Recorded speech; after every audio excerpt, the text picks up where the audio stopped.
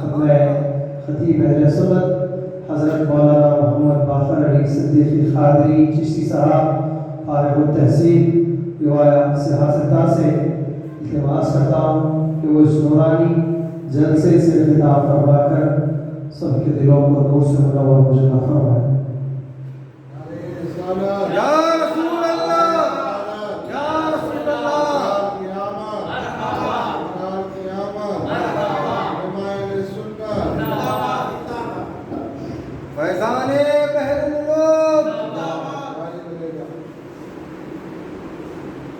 السلام علیکم ورحمۃ اللہ وبرکاتہ۔ الحمدللہ رب العالمین والصلاة والسلام علی سید الاولین والآخرین نبی الانبیاء والمرسلین وعلی آلہ واصحابہ ومن تبعہم بإحسان الی یوم الدین، اما بعد فاعوذ باللہ من الشیطان الرجیم، بسم اللہ الرحمن الرحیم۔ وَإِذْ أَخَذَ اللَّهُ مِيثَاقَ النَّبِيِّينَ لَمَا آتَيْتُكُم مِّن كِتَابٍ وَحِكْمَةٍ ثُمَّ جَاءَكُمْ رَسُولٌ مُّصَدِّقٌ لِّمَا مَعَكُمْ لَتُؤْمِنُنَّ بِهِ وَلَتَنصُرُنَّهُ قَالَ أَأَقْرَرْتُمْ وَأَخَذْتُمْ عَلَى ذَلِكُمْ إِصْرِي قَالُوا أَقْرَرْنَا قَالَ فَاشْهَدُوا وَأَنَا مَعَكُمْ مِنَ الشَّاهِدِينَ صدق الله العظيم وصدق رسوله النبي الأمين الكريم ونحن على ذلك لمن الشاهدين والشاكرين۔ الحديث عن رسول الله صلى الله عليه وسلم: أول ما خلق الله نوري، أو كما قال عليه الصلاة والسلام۔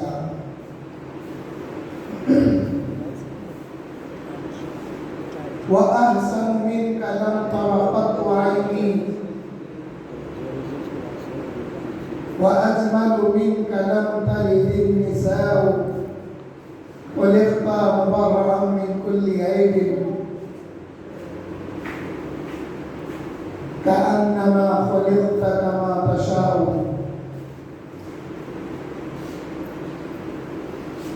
لم يأتي نظيرك في نظر مثل تو نشد پیدا جانا۔ حاضرین و سامعین، الحمدللہ اللہ کا فضل و کرم ہے کہ آپ ہم اس بار 1500 سالہ جشن میلاد النبی صلی اللہ علیہ وسلم منا رہے ہیں۔ یہ خوشیاں اور یہ میلاد کی آمد کی برکتیں، رسول اللہ کی آمد کی برکتیں اور اس کی خوشیاں آپ کو اور ہم کو مبارک ہو۔ حاضرین و سامعین، ابھی جس آیت کریمہ کا میں نے شرف تلاوت حاصل کیا ہے، اس کی تفسیر کے متعلق حضرت عباس بن عبد المطلب رضی اللہ تعالیٰ عنہ فرماتے ہیں، آقا کریم صلی اللہ علیہ وسلم نے فرمایا، جب اللہ تعالیٰ نے عالم ارواح میں آقا کریم صلی اللہ علیہ وسلم کے نور سے خطاب فرما کر فرمایا، اے نور مصطفیٰ، اے میرے محبوب کے نور، اے نور دو جہاں، اے جانے دو جہاں، اے محبوب، اگر آپ نہ ہوتے تو یہ کائنات نہ بناتا، اور اے محبوب، اگر آپ کی بعثت مقصود نہ ہوتی تو یہ سلسلے انبیاء جاری نہ ہوتا۔ اے محبوب، میں تو ایک چھپا ہوا خزانہ تھا، جب میں نے چاہا کہ اپنے آپ کو ظاہر کروں، تو اے محبوب میں نے آپ کی تخلیق کی ہے۔ اور انبیاء علیہ السلام کی ارواحیں بھی آقا کریم صلی اللہ علیہ وسلم کے نور مبارک سے ہی بنی. جب ساری خلقت، ساری کائنات تخلیق میں آ گئی، اللہ نے اپنے نور سے عرش کو بنا دیا، کرسی کو بنا دیا، لوح محفوظ بن گئے، حاملہ نے عرش ملائکہ بن گئے، جنت بنا دی گئی، جہنم بنا دی گئی، سورج اور چاند سب کی تخلیق ہو گئی. اب ایک اللہ تعالیٰ نے ایک جلسہ کیا تھا، وہ جلسہ اس آیت مبارکہ سے میلاد مصطفیٰ کا جلسہ سمجھ میں آتا ہے. سبحان اللہ، سبحان اللہ. اب جب میلاد مصطفیٰ کا ذکر اللہ نے فرمایا، ساری کائنات جن کا وجود، جن کی تخلیق ہو چکی تھی، وہ سماعت کر رہی تھی. اس آیت میں خطاب انبیاء اور مرسلین سے ہے، مگر اس کے پس منظر میں یہ خطاب چاند سے بھی ہے، یہ خطاب سورج سے بھی ہے، یہ خطاب جنت سے بھی ہے، یہ خطاب جہنم سے بھی ہے، اور یہ خطاب فرشتوں سے بھی ہے، یہ خطاب حاملان عرش کے جو فرشتے ہیں ان سے بھی ہے، پھر یہ خطاب لوح محفوظ سے بھی ہے، یہ خطاب قلم سے بھی ہے، اور یہ خطاب خود عرش سے بھی ہے. جب آقا کریم صلی اللہ علیہ وسلم معراج کی رات جب عرش پر تشریف لے گئے تو مارے خوشی کے عرش وجد میں آ گیا، کیونکہ اس نے سنا تھا اللہ جل شانہ کے محبوب محمد مصطفیٰ صلی اللہ علیہ وسلم دنیا میں تشریف لائیں گے، اور یہ وہی محبوب اللہ کے جو آج اللہ کی ملاقات کے لیے سر عرش تشریف لائے ہیں. حاضرین محترم، قلم کو جب حکم ہوا لکھ، عرض گزار ہوا کیا لکھوں، جنبش آ گئی. اللہ نے جب نور مصطفیٰ کی خیرات عطا کی تو پھر اس میں حرکت پیدا ہوئی اور وہ لکھ دیا. حاضرین محترم، حاملان عرش کو تھامے ہوئے ہیں، مگر جب اللہ جل شانہ نے عرش پر لکھا لا الہ الا اللہ محمد رسول اللہ صلی اللہ علیہ وسلم.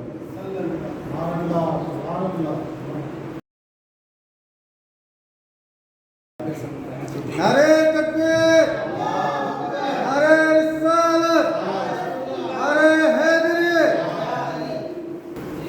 میں آپ کو بتا رہا تھا، اللہ نے جب حضور کی آمد کا ذکر کیا، حضور کی میلاد کا ذکر کیا، تو چاند بھی واقف، سورج بھی واقف، جنت بھی واقف، جہنم بھی واقف، حاملان عرش کے جو ملائکہ ہے وہ بھی واقف ہیں، کیونکہ حضور ہی کے نور کی خیرات سے یہ تمام مخلوق کی تخلیق ہو چکی تھی. سبحان اللہ، سبحان اللہ.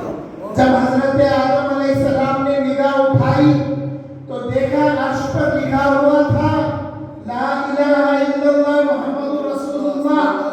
اللہ کی بارگاہ میں جب آدم علیہ السلام نے وسیلہ مصطفیٰ کو لیا، اللہ نے پوچھا یا آدم کیف عرفت محمدا، اے آدم تم محمد میرے محبوب کو کیسے جانتے ہو جبکہ میں نے ابھی ان کو پیدا نہیں کیا.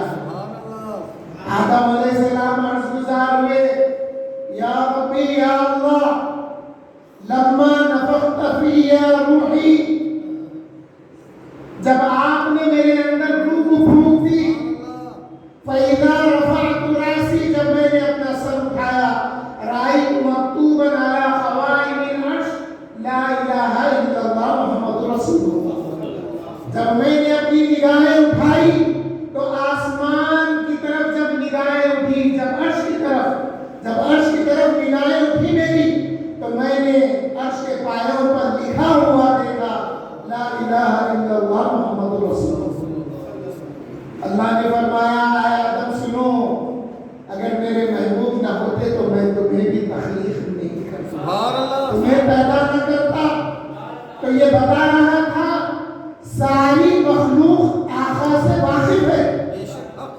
چاند نے بھی سن رکھا تھا کہ محمد مصطفیٰ اللہ کے محبوب آنے والے، مگر ان کے نور کا جب فیض ملا تو وہ چاند میں نورانیت آ گئی اور ایک کشش آ گئی اور چاند ہر ایک کے لیے دل ربا ہو گیا۔ سبحان اللہ، سبحان اللہ۔ جب آقا تشریف لائے، حضرت عباس حضور کے چچا فرماتے ہیں، اے میرے بھتیجے یا رسول اللہ صلی اللہ علیہ وسلم، جب آپ کا بچپن تھا کبھی میں آپ کے جھولے میں ہونے کو دیکھتا تھا اور کبھی میں چاند کی طرف دیکھتا تھا، اور یہ میں دیکھتا تھا آپ اپنی انگشت مبارک سے جدھر اشارہ کرتے چاند اپنا رخ بدل دیتا تھا۔ سبحان اللہ، سبحان اللہ۔ یہ تو بچپن کی بات ہے، مگر ایک وقت وہ بھی آیا تھا اہل مکہ نے دلیل پوچھی، کفار مکہ نے دلیل پوچھی کہ اگر آپ اللہ کے رسول ہیں تو اس کی دلیل کیا ہے،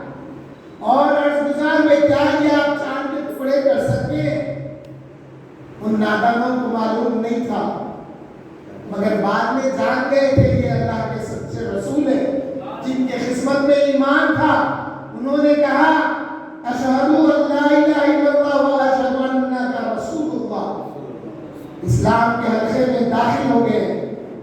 مگر جب یہ سوال کیا گیا کہ کیا چاند کے ٹکڑے کر سکتے ہیں، تو یہ سوال کے پس منظر یہ سوال بھی تھا کہ کیا چاند تک آپ کا اختیار ہے؟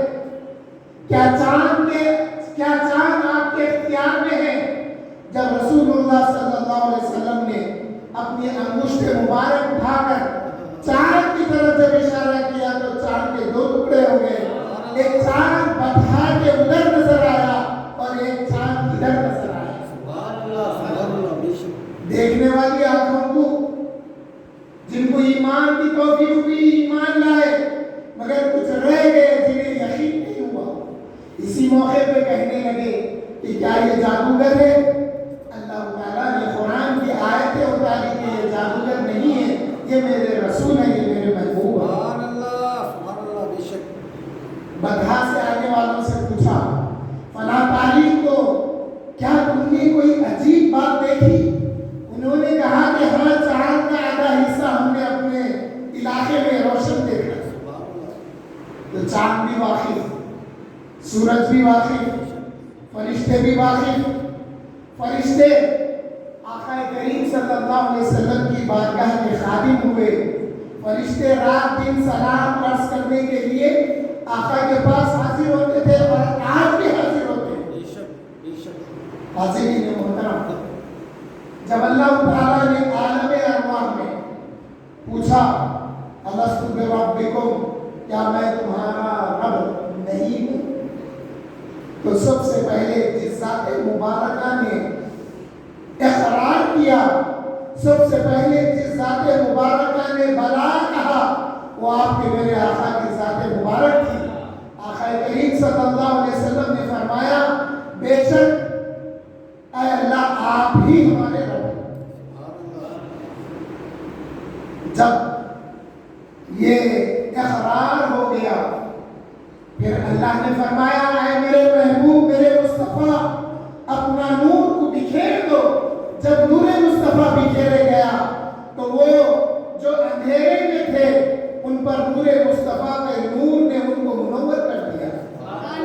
حاضرین محترم، سمجھانے کے لیے ایک مثال دیتا ہوں میں۔ اس ہال میں اگر اندھیرا ہو جائے، سب بیٹھے ہوئے ہیں، اندھیرا ہے، اندھیرے کا ماحول ہے، اگر ایک ٹارچ کی روشنی مانی جائے، ایک ٹارچ کی لائٹ اگر ایلومینیٹ کی جائے تو وہ ٹارچ کا ایک حلقہ بنتا ہے، اس روشنی کا ایک دائرہ بنتا ہے، اور وہ دائرہ جدھر اشارہ ہوتا ہے، جہاں پر وہ ڈالا جاتا ہے، اس حصے کو منور کر دیتا ہے، باقی حصہ نور سے محروم رہتا ہے۔ تو جن ارواحوں پہ نور مصطفیٰ نے نظر کرم کیا، وہ ارواحیں ڈول اٹھی۔ میری سمجھ میں آیا، جب آس پاس دیکھی ہوگی تو اندھیرا تھا، یہ نور سے منور تھے، یہ پوچھنے لگے یا اللہ یہ کس کا نور ہے جو ہم کو منور کر دیا ہے؟ اللہ جل شانہ نے فرمایا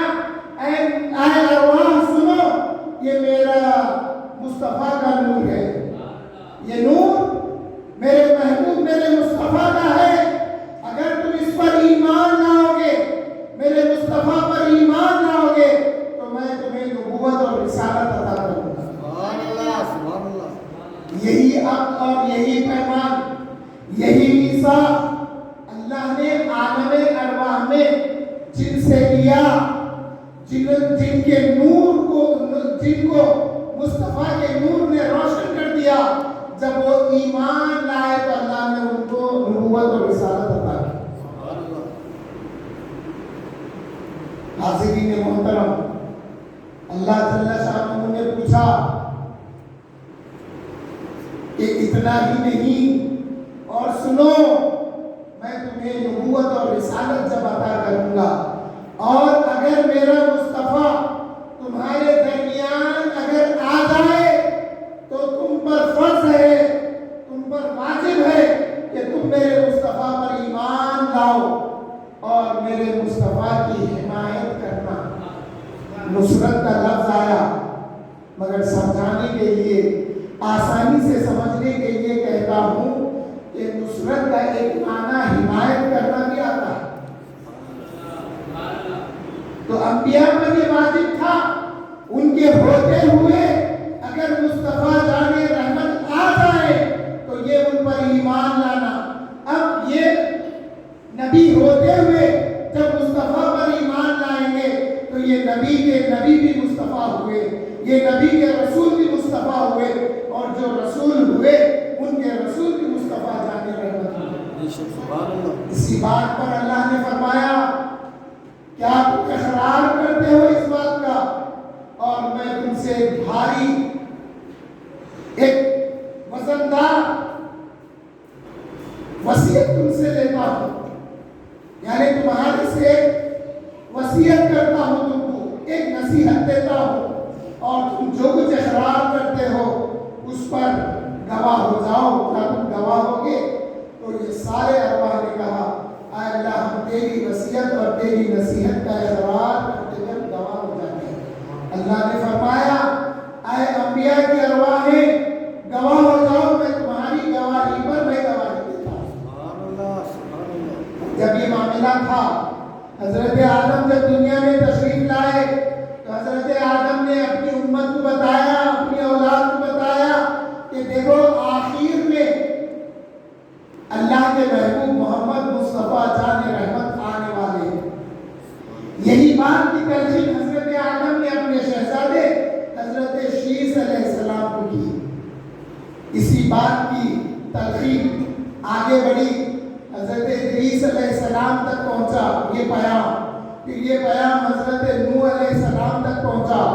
یہی پیام کے ساتھ نور مصطفیٰ اب منتقل ہوتے رہا۔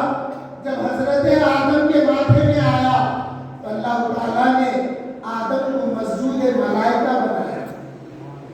یہاں پر بات یہ معلوم ہوتی ہے، سجدہ تو حضرت آدم کے آگے کیا گیا، وہ سجدہ تھا اللہ کی عبادت کے لیے، اللہ کے حکم میں، مگر مصطفیٰ جان رحمت بحیثیت قبلہ تھے، اسی لیے فرشتوں نے جب سجدہ کیا، فرشتوں نے جب سجدہ کیا تو وہ فرشتے اللہ کی بارگاہ میں مقبول ہو گئے، اور ایک اکڑ گیا تھا جو تعظیم کو ہضم نہیں کر سکا۔ جب اللہ نے پوچھا، یا ابلیس ما منعک ان تسجد اذ امرتک، کہنے لگا خلقتنی من نار وخلقتہ من طین، اے اللہ تو نے آدم کو مٹی سے بنایا اور مجھے آگ سے بنایا، اس کو اپنی خلقت پر، اپنی تخلیق پر ناز ہوا، یہ سمجھا آگ اوپر کی طرف جاتی ہے اور مٹی نیچے کی طرف آتی ہے۔ اللہ نے فرمایا فخرج، نکل جا مردود، صبح قیامت تک تجھ پر لعنت ہے۔ جو تعظیم مصطفیٰ کا انکار کرتے ہیں، معلوم ہوا وہ اللہ کی طرف سے دھتکارے ہوئے ہیں اور وہ شیطان کی پیروی کرتے ہیں۔ نور مصطفیٰ کا فیض تھا، حضرت آدم علیہ السلام کی خطا کو اللہ نے معاف کیا۔ حاضرین محترم، یہی نور جب حضرت شیس میں منتقل ہوا، پھر یہی نور حضرت ادریس علیہ السلام میں منتقل ہوا، یہی نور جب حضرت نوح علیہ السلام کے ماتھے میں منتقل ہوا اور کشتی اگر کنارے سے لگی تو وہ نور مصطفیٰ کا فیض تھا، جو فیض حضرت نوح علیہ السلام کو بھی پہنچا اور اس کشتی میں سوار جتنی مخلوق تھی ان سبھی کو پہنچا، کیونکہ دنیا کا دوبارہ آغاز ہونے والا تھا۔ اللہ نے اگر دنیا کو حیات اگر بخشی ہے تو وہ نور مصطفیٰ کا فیض تھا۔ حاضرین محترم، یہ نور مصطفیٰ منتقل ہوتے ہوئے جب حضرت ابراہیم علیہ السلام کے ماتھے میں آیا، نمرود باوجود بڑی طویل کوششوں کے 40 دن تک آگ کو بھڑکایا، جب حضرت سیدنا ابراہیم علیہ السلام کو اس آگ میں جب جھونکا تو نور مصطفیٰ کا فیض یہ ہوا کہ اللہ تعالیٰ نے فرمایا یا نار کونی بردا و سلاما علی ابراہیم، اے آگ سلامتی والی بن جا میرے خلیل ابراہیم کے لیے۔ یہ نور مصطفیٰ کا فیض تھا۔ حاضرین محترم، یہی نور مصطفیٰ کا فیض جب حضرت سیدنا اسماعیل علیہ السلام میں آ گیا، نور مصطفیٰ جب حضرت سیدنا اسماعیل علیہ السلام کے ماتھے سے روشن ہوا تو ان کو فیض یہ ملا کہ ان کی قربانی کی جگہ اللہ نے ایک دمبے کو رکھ دیا اور فرمایا وَفَدَيْنَاهُ بِذِبْحٍ عَظِيمٍ، اے اسماعیل میں نے تمہارا فدیہ ایک ذبح عظیم سے کر دیا ہے۔ یہ نور مصطفیٰ کا فیض تھا، یہ آمد کی خبر تھی، یہ آمد مصطفیٰ کا انتظار تھا، جو ایک بعد دیگر میں یہ نور منتقل ہوتے گیا۔ حاضرین محترم، اب نور یہاں پر حضرت اسماعیل کی نسل میں چلنے لگا، لیکن اس نور مصطفیٰ کا فیض حضرت اسحاق سے چلا، فیض ادھر سے چلا، نور ادھر سے چلا۔ جب فیض حضرت اسحاق علیہ السلام میں آ گیا تو اللہ تعالیٰ نے ان کو اولاد عطا کی، اور جتنے انبیاء علیہ السلام کا سلسلہ حضرت اسحاق سے ہوا، حضرت یعقوب تشریف لائے، حضرت یوسف تشریف لائے، حضرت موسیٰ تشریف لائے، حضرت ہارون کو نبوت اگر ملی، اور ہوتے ہوتے حضرت سلیمان علیہ السلام کو اگر بادشاہت اگر ملی ہے تو نور مصطفیٰ کا فیض تھا، اور اگر موسیٰ علیہ السلام کو فرعون سے نجات ملی، سمندر میں اگر راہ ملی تو یہ نور مصطفیٰ کا فیض تھا، تو یہ سب کچھ ملا انبیاء علیہ السلام۔ پھر ہوتے ہوتے ہر نبی نے اپنی امت کو خبر دی کہ آخر میں جو نبی آئیں گے ان کا نام محمد ہوگا۔ پھر یہی بات کا تذکرہ حضرت عیسیٰ علیہ السلام نے کیا، آپ نے کہا من بعدی اسمہ احمد، میرے بعد جو نبی آئیں گے ان کا نام احمد ہوگا۔ اسی لیے آقا نے فرمایا کہ میں آسمانوں میں محمد ہوں اور میں زمین میں احمد ہوں، میں آسمانوں میں احمد ہوں، زمین میں محمد ہوں۔ آقا کریم صلی اللہ علیہ وسلم کی آمد کا ذکر پچھلی کتابوں میں بھی آیا۔ بصرہ کا جو بادشاہ تھا، آقا کریم صلی اللہ علیہ وسلم کی اعلان نبوت سے پہلے جب کچھ لوگ مکے کے سردار اور کچھ لوگ جب بصرہ گئے تو وہاں کا بادشاہ ایک دن ان کی ضیافت کیا، دوسرے دن جب بادشاہ سے ملاقات کا وقت آیا تو حضور صلی اللہ علیہ وسلم کے دادا حضرت عبد المطلب رضی اللہ عنہ، آپ بھی کہنا رضی اللہ عنہ، اس لیے کہ آقا فرماتے ہیں میری ولادت کے درمیان حضرت آدم سے لے کر میرے والدین تک کوئی رسم جہالت کی شامل نہیں تھی، ہر ایک نے اگر اکٹھا ہوا ہے تو وہ نکاح کے ذریعے اکٹھا ہوئے ہیں۔ اس میں دور جہالت کی کوئی رسم نقص نہیں تھی. اور اللہ فرماتا ہے وَتَقَلُّبَكَ فِي السَّاجِدِينَ، اے میرے محبوب میں نے آپ کے نور کو سجدہ ریز پیشانیوں سے گزار دیا ہے. تو حضور کے تمام آبا و اجداد ایمان پر تھے. امام جلال الدین سیوطی نے الحاوی بالفتاوی میں یہ واقعے کا ذکر کیا ہے. حضور جب حجۃ الوداع فرما کر واپس ہو رہے تھے، مقام حضور میں جب آئے تو بی بی عائشہ دیکھ کر کہنے لگی یا رسول اللہ کیا بات ہے، آپ کے چہرے سے غم کا اظہار ہو رہا ہے. آقا فرمانے لگے اے عائشہ سنو، میں نے اللہ کی بارگاہ میں عرض کی ہے کہ میرے والدین کی زیارت کی اجازت ملے. میں منتظر ہوں کہ مجھے زیارت ملے گی اور میں یقین کرتا ہوں موقع ملے گا. آقا کو حکم آ گیا اے میرے محبوب جاؤ اپنے والدین کی خبر کی زیارت کرو. آقا فرماتے ہیں مقام ہجوم کے پاس جب میں گیا تو میرے والدین کو اللہ نے میرے ہاتھ پر زندہ کر دیا اور حضور کے والدین حضور کے ہاتھ پر حیات پا گئے. کیوں نہ ہو، کیوں نہ ہو، وہ دست قدرت ہے جس کا اختیار دیکھنے کے بعد دنیا نے اللہ کو دیکھنے کی خواہش نہیں کی تھی. حضور کا دست قدرت وہ دست تھا جس کے اختیارات کو دیکھنے کے بعد دنیا والوں نے اللہ پر ایمان لایا. شق القمر کا واقعہ ہوا، لوگوں نے ایمان لایا. رد شمس کا واقعہ ہوا، لوگوں نے ایمان لایا. حاضرین محترم، حضور کے دست مبارک پر آقا کریم صلی اللہ علیہ وسلم کے والدین ایمان لائے، پھر اللہ نے ان کو اپنی حالت پر لوٹا دیا. تو معلوم یہ ہوا حضور کے والدین ایمان والے ہیں، صاحب ایمان ہیں. ارے میں سوال کرتا ہوں جو اس بات کا انکار کرتے ہیں، ارے کمبخت بتا، اگر حضور کے والدین صاحب ایمان نہیں ہے تو پھر کون ہے، کس کے والدین ہیں جن کا ایمان مکمل ہوگا، جو صاحب ایمان کہلائیں گے. اہل سنت والجماعت کا یہ عقیدہ ہے. امام سیوطی نے الحاوی میں فتویٰ دیا ہے کہ حضور کے والدین صاحب ایمان ہیں. معجزہ ہے، حضور کے دست مبارک پر زندہ کیا گیا. ایمان کا انکار کس بات کا ہے؟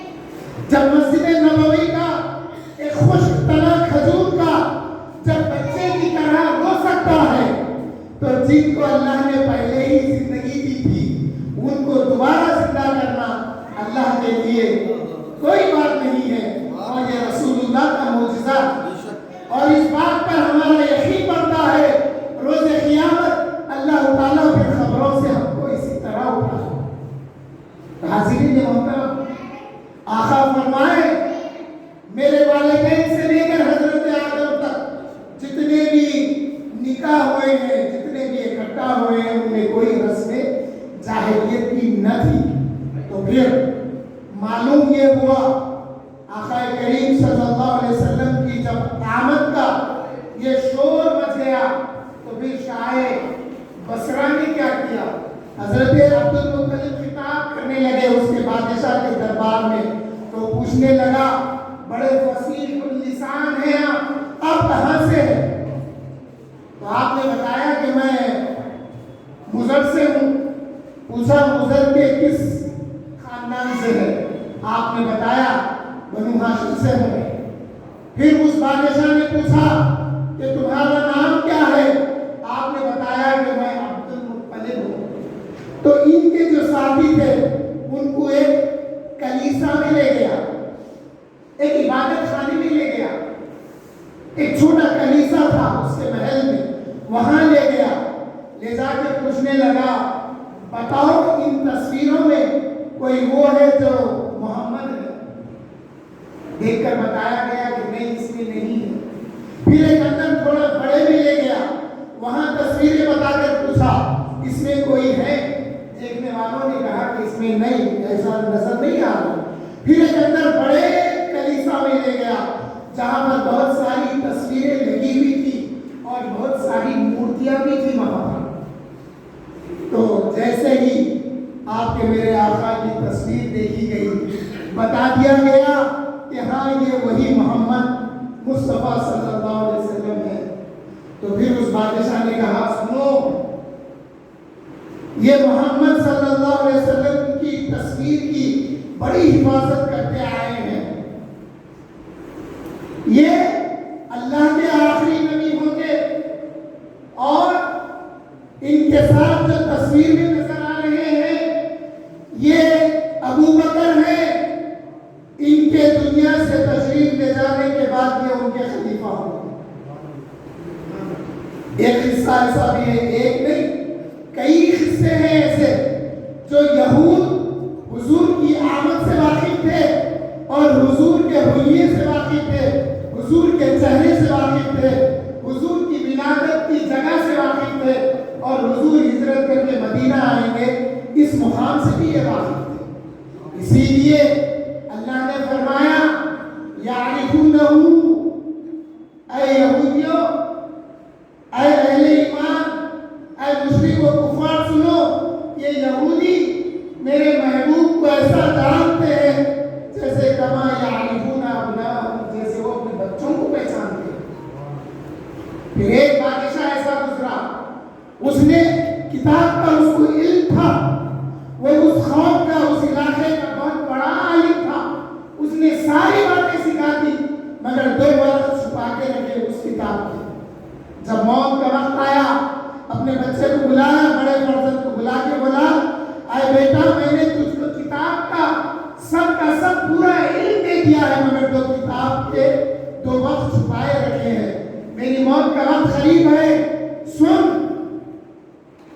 اس 2 وقتوں میں یہ لکھا ہوا ہے اللہ کے جو آخری نبی آئیں گے ان کا نام محمد ہوگا, ان کی پیدائش مکے میں ہوگی اور ان کی ہجرت کا مدینہ منورہ ہوگا. اور اس باپ نے نصیحت کی کہ اے میرے فرزند سن, تو ان اوراق کو اس وقت تک نہیں دیکھنا, ان اوراق کو اس وقت تک نہیں کھولنا جب تک کوئی مکے سے اعلان نبوت نہ کرے.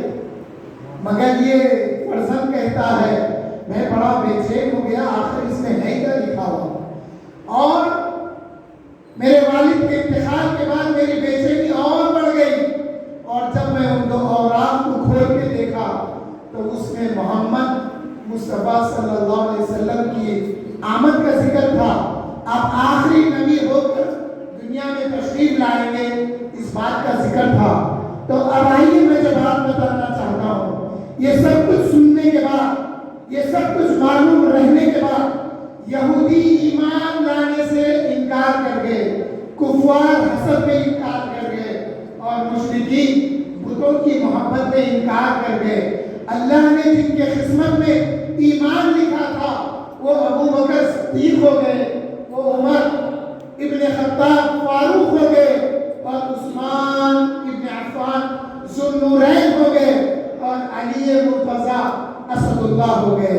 حاضرین محترم, آخری بات, یہ سب کچھ ہونے کے بعد جب یہ ایمان نہیں لائے کفار مکہ اور یہودی, تو اللہ نے فرمایا اے میرے محبوب آپ رنجیدہ نہ ہوں. کیوں؟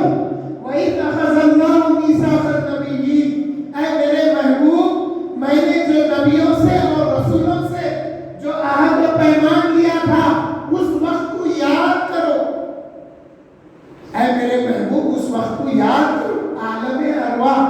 عالم ارواح کے شاہد کون ہے؟ آقا کریم صلی اللہ علیہ وسلم کی ذات مبارکہ ہے. اے میرے محبوب یہودی اتنا جاننے کے باوجود اگر ایمان نہیں لاتے ہیں, نصارہ ایمان نہیں لاتے ہیں, تو اے میرے محبوب یاد کرو ان کے جو نبی اور رسول تھے یہ تو ایمان لائے تھے, اور آپ اس بات کے گواہ ہیں کہ وہ نبی اور وہ رسول اپنی قوم تک, اپنی امتوں تک آپ کی ولادت کا ذکر کر چکے ہیں, آپ کے آخری نبی ہو کر دنیا میں تشریف لانے کا ذکر کر چکے ہیں. اے میرے محبوب آپ کے لیے بلال کافی ہے, اے میرے محبوب آپ کے لیے سلمان فارسی کافی ہے, اے میرے محبوب میں نے آپ کے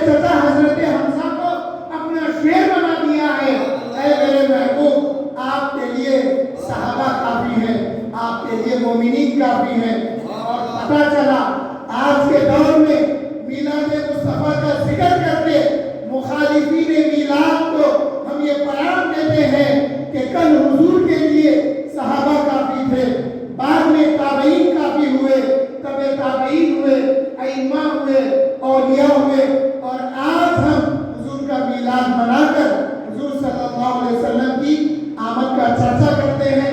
अल्लाह ताला इसकी बरकतें हमारी जिंदगियों में अता कर, हमारी नस्लों को अता कर। या अल्लाह हमसे जो कुछ कहा गया है इसमें असर पैदा कर, और या अल्लाह हुजूर सल्लल्लाहु अलैहि वसल्लम की विलादत की खुशी हमें मुबारक अता फरमा, बरकतें अता फरमा। आमीन वल्हम्दुलिल्लाहि रब्बिल